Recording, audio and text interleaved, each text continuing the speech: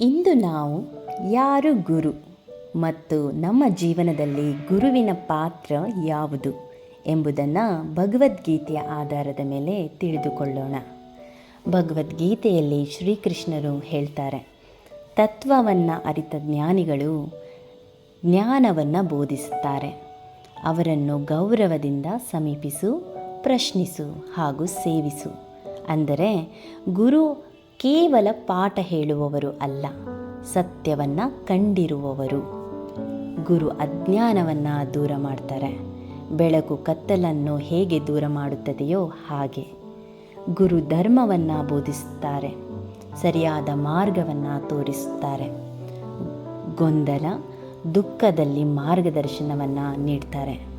ಗುರು ನಮ್ಮ ಬದುಕಿನ ದಿಕ್ಕನ್ನು ಬದಲಾಯಿಸ್ತಾರೆ. ಗುರು ವ್ಯಕ್ತಿತ್ವವನ್ನು ರೂಪಿಸುತ್ತಾರೆ. ಕೆಲಸ ಮಾತ್ರವಲ್ಲ, ಬದುಕಿನ ಮೌಲ್ಯಗಳನ್ನು ಕಟ್ತಾರೆ.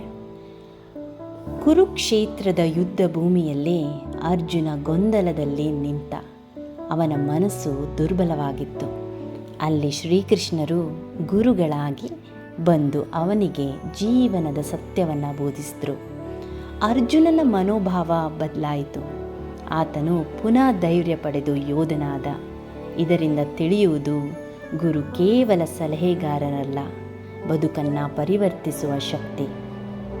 ಇಂದಿನ ದಿನಗಳಲ್ಲಿ ಗುರು ಎಂದರೆ ಶಾಲೆಯಲ್ಲ, ಕಾಲೇಜಿನಲ್ಲಿ ಮಾತ್ರವಲ್ಲ, ನಮ್ಮ ಜೀವನದಲ್ಲಿ ಮಾರ್ಗ ತೋರಿಸುವ ಪ್ರತಿಯೊಬ್ಬರೂ ಗುರು.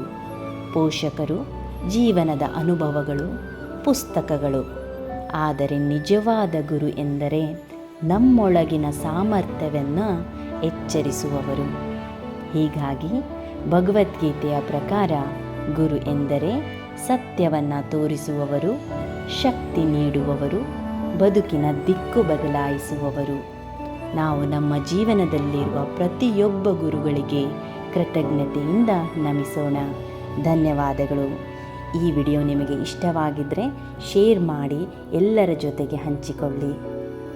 ಶ್ರೀಕೃಷ್ಣ.